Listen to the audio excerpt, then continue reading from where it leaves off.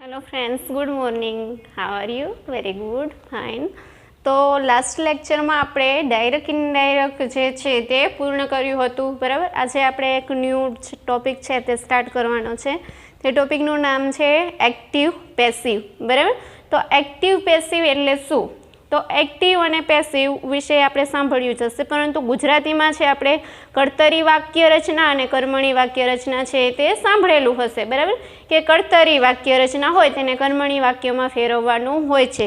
તો ગુજરાતીમાં આપણે આવડે જ છે. તો એ જે ગુજરાતી વાક્ય રચના તમારે ગુજરાતીમાં પૂછાય છે કે કર્તરી વાક્ય હોય તો તેને કર્મણીમાં ફેરવવાનું હોય, કર્મણી હોય તો તેને કર્તરીમાં ફેરવવાનું હોય, બરાબર. તો ઇંગ્લિશમાં તેને કેવી રીતે ફેરવવું તે આપણે છે તે શીખશું, બરાબર. તો આપણા ટોપિકનું નામ છે એક્ટિવ પેસિવ વોઇસ, કર્તરી કર્મણી વાક્ય રચના, બરાબર.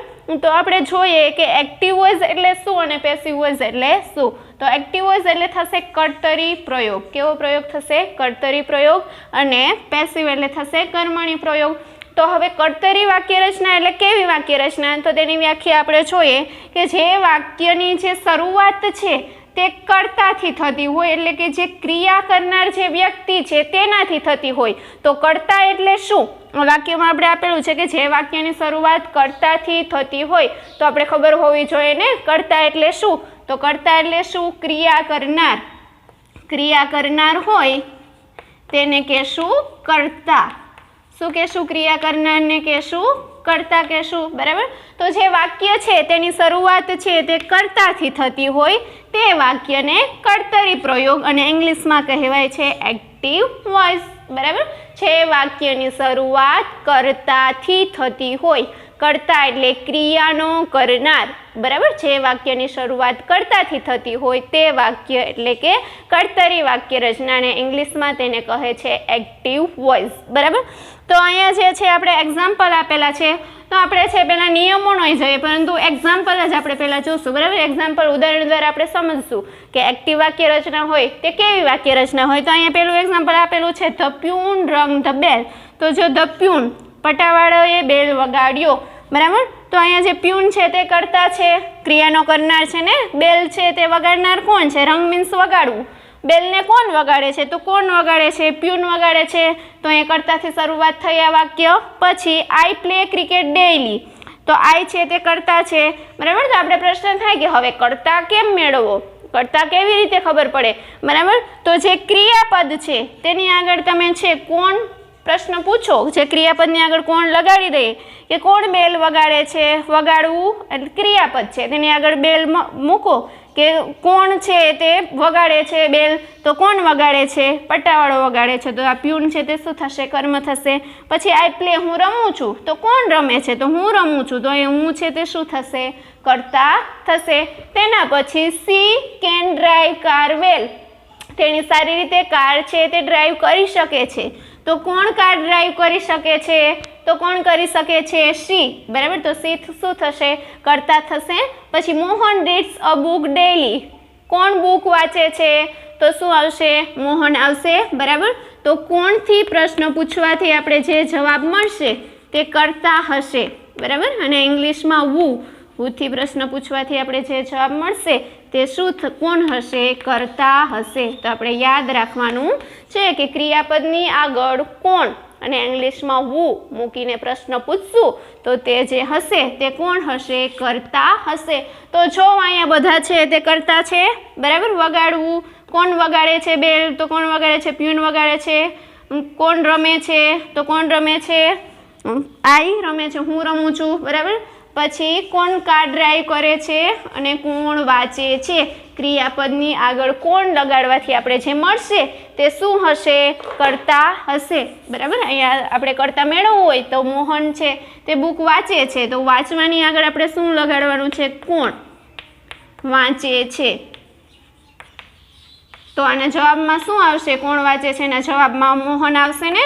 મોહન વાંચે છે, બરાબર. તો કોણથી પ્રશ્ન પૂછવાથી અને હુ ડઝ રીડ.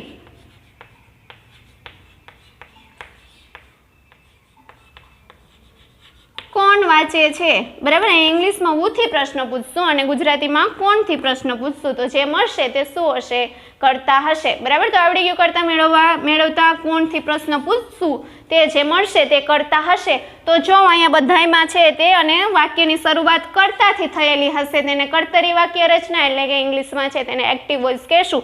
તો જો અહીંયા થાય છે આઈ, પ્યુન, શી, મોહન, તે બધા છે તે શું છે, કરતા છે. તો વાક્યની શરૂઆત કરતાથી થાય છે એટલે આ વાક્ય રચના કેવી છે, કર્તરી વાક્ય રચના છે, એક્ટિવ વોઇસ છે, બરાબર.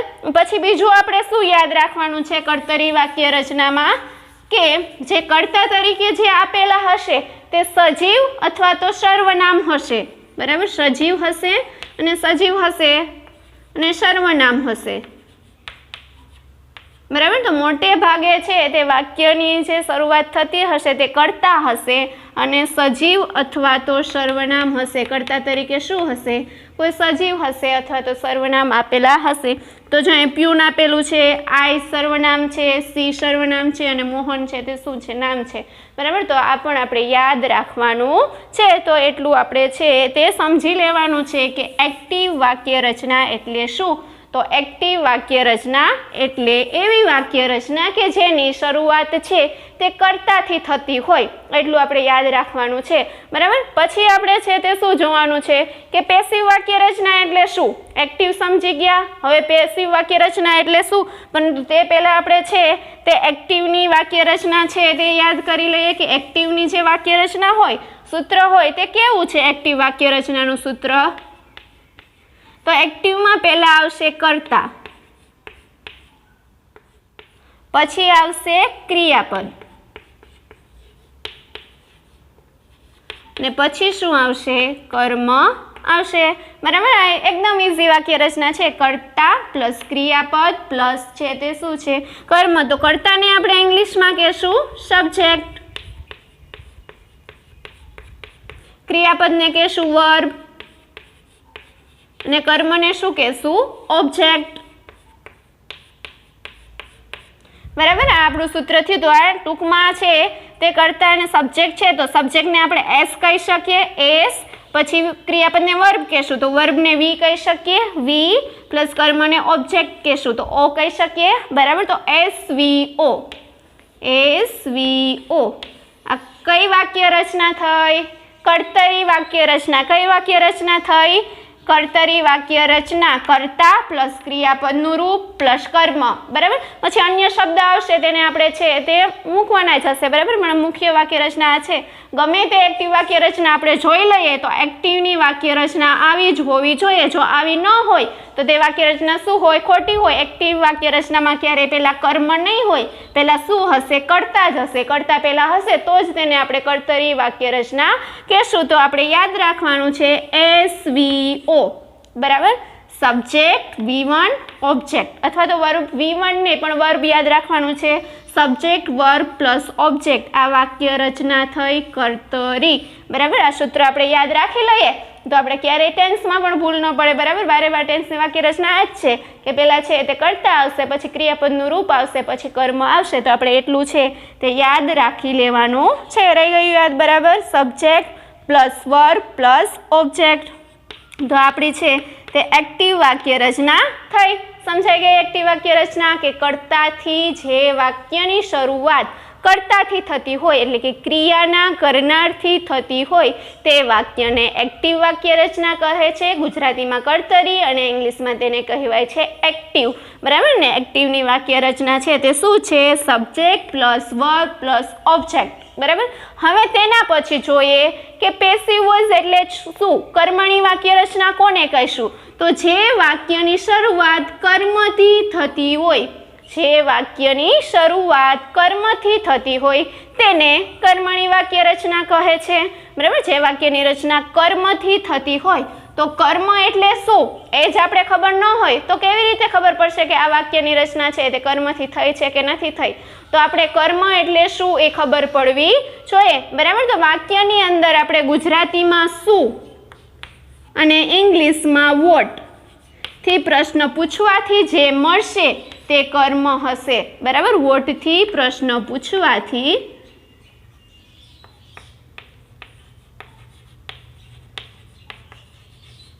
જે મળશે તે કર્મ હશે। તો આપણે જોઈએ અહીં એક્ઝામ્પલ આપેલું છે, સી કેન ડ્રાઈવ કાર વેલ, બરાબર। તો તેણી શું સારી રીતે ચલાવી શકે છે? તો શું ચલાવી શકે છે? કાર। તો કાર છે તે શું થશે?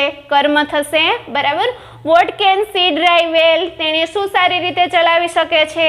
તો કાર। તો અહીંયા જે કાર છે તે શું થશે? આપણું કર્મ થશે। કર્મ વોટથી, પ્રશ્ન પૂછવાથી છે તે મળશે મુખ્ય કર્મ, બરાબર। તેના પછી તમને સમજાવું કે વાક્યની અંદર બે કર્મ હશે, તો જે છે તે નિર્જીવ હશે તે મુખ્ય કર્મ હશે અને સજીવ હશે તે ગૌણ કર્મ હશે। તો પહેલા આપણે મુખ્ય કર્મ ગોતતા શીખી લઈએ, બરાબર, કે વાક્યની શરૂઆત કર્મ એટલે શું? કે જે શું અથવા વોટથી પ્રશ્ન પૂછવાથી આપણે જે મળે તે કર્મ છે। અને કર્મણી વાક્ય રચના, પેસિવ વાક્ય રચના એટલે શું? તો જે વાક્યની શરૂઆત છે તે કર્મથી થતી હોય તે વાક્ય રચના છે તે પેસિવ થશે। તો આ સેન્ટેન્સનો આપણે છે તે પેસિવ વોઇસમાં ફેરવીએ તો સી કેન ડ્રાઈવ કાર વેલ, તો તેનું છે તે થશે કાર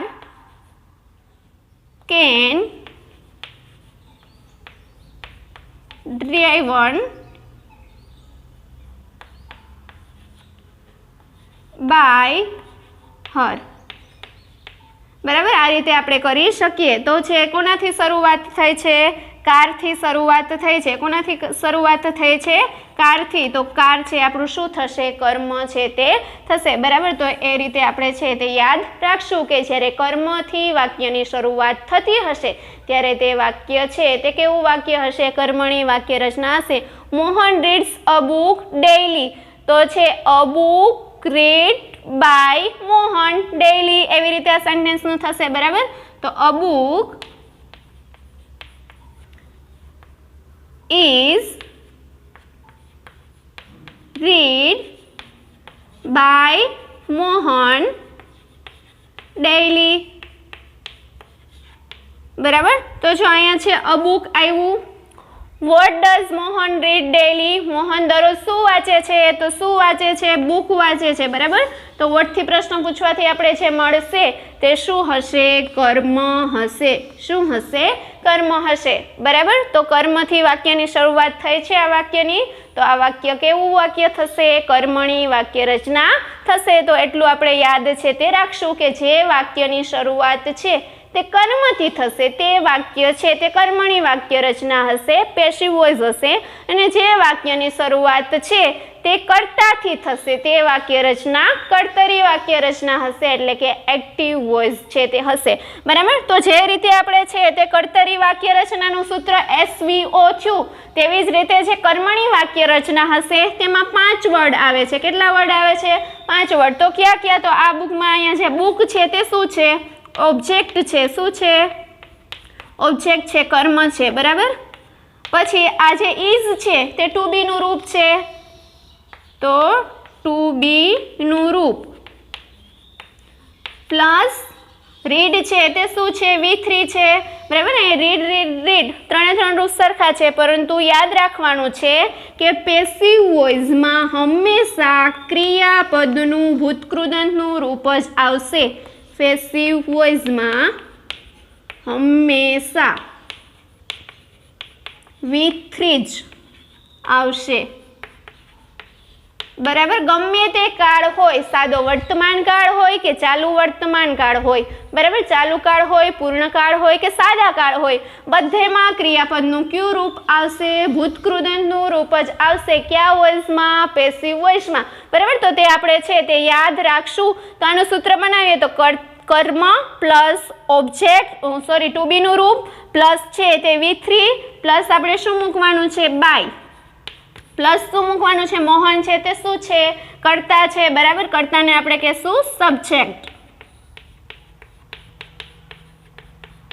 કર્તા, બરાબર। હવે આ જે ડેઇલી છે તે અન્ય શબ્દ છે, તે આપણે એ સૂત્રમાં લખવાની જરૂર છે નહીં। તો આ રીતે આપણું છે તે સૂત્ર થશે ઓબ્જેક્ટ પ્લસ ટુ બી નું રૂપ plus V3 plus by plus subject plus other word. તો ખાસ યાદ રાખવાનું છે। તો 5 શબ્દ થયા। પહેલો શબ્દ એટલે કર્મ, બીજો શબ્દ એટલે ટુ બી નું રૂપ, ત્રીજો શબ્દ એટલે V3, ચોથો શબ્દ એટલે બાય, પાંચમો શબ્દ એટલે સબ્જેક્ટને આપણે ટૂંકમાં શું કહેશું? એસ. થઈ ગયા 5. 1 2 3 4 અને 5. બરાબર. તો આ રીતે આપણે યાદ છે તે રાખી શકીએ. પહેલો સબ્જેક્ટ, પહેલો શબ્દ, આ ત્રીજો, આ ચોથો અને આ પાંચમો. બરાબર. તો પહેલો એટલે ઓબ્જેક્ટ. તો ઓબ્જેક્ટને ટૂંકમાં આપણે ઓ કહેશું. ઓબ્જેક્ટને ટૂંકમાં છે આપણે શું કહેશું? ઓ કહેશું. બરાબર. પછી બીજો શબ્દ એટલે ટુ બીનું રૂપ. બરાબર. તો એને આપણે બી કહી શકીએ. તો યાદ રાખશું, ટુ બીનું રૂપ એટલે બી. પ્લસ છે તે શું લેવાનું છે? ક્રિયાપદનું ભૂતકૃદંતનું રૂપ એટલે V3 કહેશું. વી યાદ રાખશું આપણે ખાલી, તો પણ યાદ રહી જશે. બરાબર. તેના પછી લેવાનું છે બાય. પછી શું લેવાનું છે? સબ્જેક્ટનો શું લેશું? એસ. એટલે 5 વર્ડ થયા. 1 2 3 4 અને 5. બરાબર. આ 5 શબ્દ વડે છે આપણે સૂત્ર છે તે યાદ રાખી શકશું. ઓ બી વી બાય અને એસ. બરાબર. ઓ બી વી બાય અને એસ. ઓ એટલે ઓબ્જેક્ટ, બી એટલે ટુ બીનું રૂપ, વી એટલે V3, બાય પ્લસ એસ એટલે જે કરતા છે તે. બરાબર. તો આ એટલું આપણે યાદ રાખીએ તો પણ આપણે છે તે પેસિવ વોઇસની જે સૂત્ર છે તે યાદ છે તે રહી જાય. બરાબર. તો આવી રીતે આપણે સૂત્ર છે તે યાદ રાખશું કે પહેલા છે ઓબ્જેક્ટ આવશે, પછી ટુ બીનું રૂપ આવશે, પછી ક્રિયાપદનું ભૂતકૃદંતનું રૂપ આવશે, પછી બાય, પછી સબ્જેક્ટ પ્લસ અન્ય વર્ડ્સ. બરાબર. તો આ આપણે છે તે યાદ રાખશું. ટૂંકમાં છે તે શું છે? ઓ બી વી બાય એસ. ઓ એટલે કર્તા, ઓબ્જેક્ટ, બી એટલે ટુ બીનું રૂપ, વી એટલે વર્બ, બાય એટલે દ્વારા અને એસ એટલે છે તે કર્તા. આ રીતે પણ આપણે છે તેનું સૂત્ર છે તે યાદ રાખી શકશું. અને એક્ટિવ વોઇસનું સૂત્ર તો એકદમ ઇઝી છે. ફક્ત 3 જ વર્ડ યાદ રાખવાના છે. એસ એટલે સબ્જેક્ટ, વી એટલે ક્રિયાપદ અને ઓ એટલે છે તે કર્મ. બરાબર. કર્તા, ક્રિયાપદ પ્લસ કર્મ. જ્યારે કર્મણી વાક્ય રચના છે તેમાં શું છે કે કર્મ પ્લસ ટુ બીનું રૂપ plus V3 plus by plus subject plus અન્ય શબ્દ. તો આ રીતે આપણે સૂત્ર પણ યાદ છે તે રાખી શકીએ. બરાબર. તો અત્યારે આપણે શું યાદ રાખવાનું છે? ફક્ત તેટલું જ કે કર્તરી વાક્ય રચના એટલે શું, કર્મણી વાક્ય રચના એટલે શું. બરાબર. તો રહી ગયું યાદ. હવે આપણે છે તે જોશું કે કર્તરીમાંથી કર્મણીમાં ફેરવશું ત્યારે શું ફેરફાર થશે તે જોશું. બરાબર. તો જોઈએ ચાલો.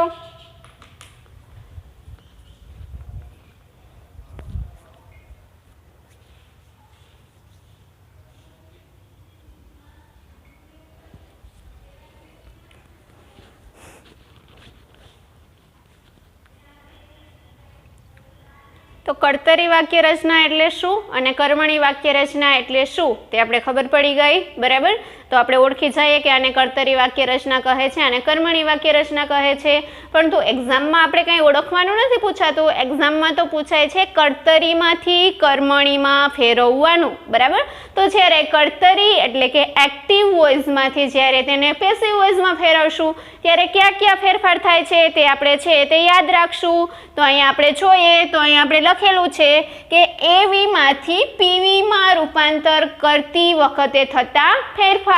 તો યાદ રાખવાનું છે એ એટલે એક્ટિવ વોઇસ, પીવી એટલે પેસિવ વોઇસ. બરાબર. એવી અને પીવી. તો એવી એટલે એક્ટિવ વોઇસ અને પીવી એટલે પેસિવ વોઇસ. તો એક્ટિવ વોઇસમાંથી પેસિવ વોઇસમાં ફેરવશું ત્યારે ક્યાં ક્યાં ફેરફાર થશે તો જોઈએ. તો પહેલો ફેરફાર છે તે છે કર્તાના સ્થાને કર્મ આવશે અને કર્મના સ્થાને શું મૂકવું? કર્તા મૂકવું. બરાબર. કર્તાના સ્થાને કર્મ અને કર્મના સ્થાને આપણે કર્તાને મૂકવાનું છે. તો જોઈએ એક્ઝામ્પલ. પહેલું એક્ઝામ્પલ છે આઈ પ્લે ક્રિકેટ. બરાબર. તો આઈ છે તે શું છે? કર્તા છે. પ્લે છે તે શું છે? ક્રિયાપદ છે. અને ક્રિકેટ છે તે શું છે? કર્મ છે. બરાબર. તો છે તે જ્યારે આ વાક્ય રચના છે તે એક્ટિવ વોઇસ છે. કેવું છે? એક્ટિવ વોઇસ છે. કર્તરી છે ને. પરંતુ આપણે તેને જ્યારે કર્મણીમાં ફેરવશું ત્યારે કર્મણીમાં છે તે શું આવશે કે કર્તાનું સ્થાન છે તે કર્મ લેશે અને કર્મનું સ્થાન કર્તા લેશે. તો જો આ વાક્યનું આપણે છે તે પેસિવ કર્યું છે cricket is played by me. તો ક્રિકેટ છે તે શું છે? કર્મ છે. ઇઝ છે તે ટુ બી છે. પ્લે છે તે ક્રિયાપદ છે ને બાય અને મી છે તે શું છે? કર્મ છે તો જુઓ કર્મનું સ્થાન કર્તાએ અને કર્તાનું સ્થાન કર્મએ લીધું છે ને, બરાબર. આ છે તે કર્તા છે તો થઈ ગયું કર્તાનું સ્થાન કર્મ, કર્મનું સ્થાન કર્તા. તો અહીંયા કર્તા પહેલા છે, અહીંયા શું પહેલા આવી ગયું? કર્મ આવી ગયું. અહીંયા કર્મ છેલ્લે છે, અહીંયા કર્તા છેલ્લે આવી ગયું, બરાબર. તો કર્તાનું સ્થાન કર્મ લે છે અને કર્મનું સ્થાન કર્તા લે છે, તે પહેલો નિયમ. બીજો નિયમ, વાક્યમાં છે તે કાળ પ્રમાણે ટુ બીનું રૂપ મૂકવું. તો જો સાદો વર્તમાન કાળ છે તો સાદા વર્તમાન કાળમાં ક્રિયાપદના જે છે ટુ બીના કયા રૂપ આવે છે? તો એમ ઇઝ આર આવે છે. શું આવે છે? એમ ઇઝ આર. તો અહીંયા ટુ બીનું રૂપ લીધું ઇઝ, બરાબર. તો બીજો નિયમ કે વાક્યમાં જે કાળ છે તે કાળ પ્રમાણે ટુ બીનું રૂપ છે તે લેવાનું છે. પછી ત્રીજો નિયમ કે જે મુખ્ય ક્રિયાપદ છે તેનું ભૂતકૃદંત મૂકવું. શું મૂકવાનું છે? મુખ્ય ક્રિયાપદનું ભૂતકૃદંત એટલે કે V3 મૂકવાનું છે. તો અહીંયા પ્લે છે તેનું શું કરી દીધું છે? પ્લેડ છે તે V3 કરી દીધું છે. તો ત્રીજો નિયમ કે જે મુખ્ય ક્રિયાપદ છે તેનું ભૂતકૃદંતનું રૂપ મૂકાશે. પછી ચોથો નિયમ કે જે કર્તા છે તેની પહેલા બાય પ્રિપોઝિશન મૂકવાનું છે. બાય એટલે ની દ્વારા. બાય એટલે શું થશે? ની દ્વારા, કે આના દ્વારા આ કાર્ય કરવામાં આવ્યું છે. તો જે કર્તા છે તેની આગળ મૂકવાનું છે બાય પ્રિપોઝિશન. તો જો અહીંયા મૂક્યું છે બાય પ્રિપોઝિશન, હા મૂક્યું છે, બરાબર. તો આ 4 ફેરફાર થયા. પહેલો ફેરફાર કર્તાનું સ્થાન કર્મ લેશે, કર્મનું સ્થાન કર્તા લેશે. બીજો ફેરફાર મુખ્ય ક્રિયાપદ છે જે કાળ છે તે પ્રમાણે છે ટુ બીનું રૂપ લેવાનું છે. ત્રીજો નિયમ કે જે મુખ્ય ક્રિયાપદ છે તેનું હંમેશા ભૂતકૃદંતનું રૂપ જ આવશે, ગમે તે કાળ હશે તે. અને ચોથો નિયમ કે જે કર્તા છે તેની આગળ બાય પ્રિપોઝિશન મૂકવાનું છે. તેના પછીનો પાંચમો નિયમ આ ખાસ આપણે યાદ રાખવાનું છે, બરાબર. તો શું છે કે કર્તા અને કર્મની જે વિભક્તિ છે તે બદલવી, બરાબર. કર્તાનું સ્થાન કર્મ અને કર્મનું સ્થાન કર્તા લેશે તો આપણે એમને મૂકી દઈએ, તેની વિભક્તિ બદલાશે. તો જો અહીંયા બદલી છે, અહીંયા શું છે? આઈ છે. તો આઈનું આપણે અહીંયા છે તેનું એક્ટિવમાંથી પેસિવ કરશું તો આઈનું શું કરી નાખ્યું છે? મી કરી નાખ્યું છે, બરાબર. તો જ્યારે છે તે કર્તા અને કર્મની સ્થાન અદલા બદલી થશે ત્યારે તેની વિભક્તિમાં પણ ફેરફાર થશે. તો વિભક્તિમાં કેવી રીતે ફેરફાર કરવો તે આવડવું જોઈએ ને. તો આપણે જ્યારે સર્વનામમાં છે સારી રીતે શીખી ગયા હતા કે કર્મ વિભક્તિ હોય તો તેનો કેવી રીતે ફેરફાર કરવો. તો જ્યારે ડાયરેક્ટ ઇનડાયરેક્ટમાં આપણે સર્વનામમાં થતા ફેરફારમાં જ્યારે કર્મ વિભક્તિમાં કેવી રીતે ફેરફાર કરતા હતા તે જ ફેરફાર અહીંયા છે તે આપણે કરવાનો છે, બરાબર. સર્વનામમાં થતા ફેરફારમાં આપણે એક જ વિભક્તિ યાદ રાખવાની છે, કર્તા અને કર્મ વિભક્તિ, બે વિભક્તિ, બરાબર. સંબંધક વિભક્તિ આપણે યાદ છે તે રાખવાની છે નહીં. તો જો અહીંયા એક્ટિવમાં જ્યારે આઈ આપેલું હશે અને તે કર્તા તરીકે હશે ને તે જ્યારે કર્મના સ્થાને જશે ત્યારે આઈનું થઈ જશે મી. આઈનું શું થઈ જશે? મી થઈ જશે. તો યાદ રાખશું આઈ જ્યારે કર્તાના સ્થાને જશે ત્યારે મી થઈ જશે અને મી જ્યારે કર્મના સ્થાને આવશે, કર્તાના સ્થાને, ત્યારે તેનું શું થઈ જશે? આઈ છે તે થઈ જશે. પછી છે વી. વીનું થઈ જશે અસ. તેના પછી યુ. તો ખાસ યાદ રાખશું કે યુની છે તે કર્તા વિભક્તિ પણ યુ છે અને કર્મ વિભક્તિ પણ યુ જ છે. તો યુનું યુ જ રહેશે. તેના પછી છે હી, બરાબર. તો ચાલો યાદ કરો, હીનું હીઝ થશે કે હિમ થશે? હિમ થશે. શું થશે? હિમ. તો હીનું કર્મ વિભક્તિ થશે હિમ. તેના પછી સી. તો સીની કર્મ વિભક્તિ થશે હર. તેના પછી ઈટ. તો ઈટની કર્મ વિભક્તિ થશે ઈટ. અને ધ્યેય છે તો ધ્યેયની કર્મ વિભક્તિ થશે ધેમ. શું થશે? ધેમ. ખાસ યાદ છે તે આપણે રાખશું. ધ્યેયની કર્મ વિભક્તિ થશે ધેમ. તો આ રીતે આપણે કર્તા વિભક્તિ હશે તે કર્મના સ્થાને જશે તો આઈનું થશે મી, વીનું અશ, યુનું યુ, હીનું હિમ, સીનું છે હર, ઈટનું ઈટ અને ધ્યેયનું થશે ધેમ. તો આ એટલા નિયમો આપણે છે તે યાદ છે તે રાખવાના છે. 5 જ નિયમ છે, બરાબર. એક્ટિવનું પેસિવ જ્યારે કરશું ત્યારે ફક્ત 5 નિયમ યાદ રાખવાનો છે. પહેલો નિયમ છે તે શું છે કે કર્તાનું સ્થાન કર્મ, કર્મનું સ્થાન કર્તા લેશે. બીજું કે જે કાળ છે તે કાળ અને સર્વનામ પ્રમાણે છે તે ટુ બીનું રૂપ મૂકવાનું છે. ત્રીજું કે પેસિવ વોઇસ કરશું ત્યારે ગમે તે કાળ હોય હંમેશા ક્રિયાપદનું ભૂતકૃદનનું રૂપ જ આવશે. ચોથો નિયમ કે જે બાય છે તેને કોની આગળ મૂકવાનું છે, જે કર્તા છે તેની આગળ બાય પ્રિપોઝિશન મૂકવાનું છે. અને પાંચમો નિયમ કે કર્તા અને જે કર્મની જે વિભક્તિ છે તે કર્તા છે તે કર્મના સ્થાને જશે તો તે વિભક્તિમાં છે તે ફેરફાર થશે. તો એટલું છે આપણે યાદ છે તે રાખવાનું છે, બરાબર. તો આ રીતે આપણે છે તે સમજી ગયા કે એક્ટિવ વોઇસ એટલે શું અને પેસિવ વોઇસ એટલે શું. એક્ટિવમાંથી પેસિવમાં ફેરવશું ત્યારે ક્યાં ક્યાં ફેરફાર કરશું તે આપણે છે તે શીખી ગયા. હવે નેક્સ્ટ લેક્ચરમાં આપણે છે તેના કાળ પ્રમાણે છે તેના ઉદાહરણ જોશું. આજે અહીંયા સુધી રાખશું. બાય.